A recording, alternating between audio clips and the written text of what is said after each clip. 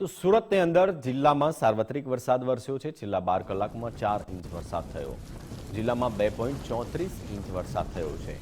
સૌથી વધુ પલસાણામાં 5.23 ઇંચ વરસાદ, અંબિકા તાલુકામાં 4.4 ઇંચ વરસાદ, બારડોલીમાં 3.8 ઇંચ વરસાદ વરસ્યો।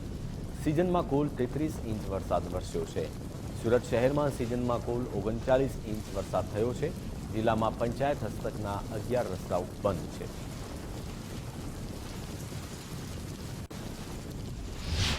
ગઈકાલે રાતના 12 વાગ્યાથી અત્યારે સવારના બપોરના 12 વાગ્યા સુધી સુરત જિલ્લામાં સાર્વત્રિક વરસાદ છે, વરસાદી માહોલ છે। આગામી 26 તારીખ સુધી આ વરસાદી માહોલ રહેવાની ભારતીય હવામાન વિભાગની આગાહી છે।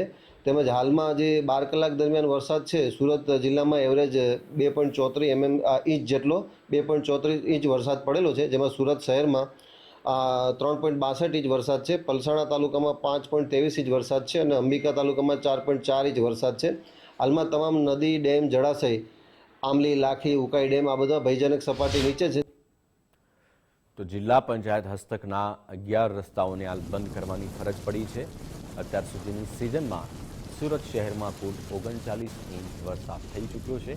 કેટલીક જગ્યાએ લોકોને હાલાકીનો સામનો પણ કરવો પડી રહ્યો છે, તો કેટલીક જગ્યાએ રસ્તાઓ બંધ કરવાની ફરજ પણ પડી છે।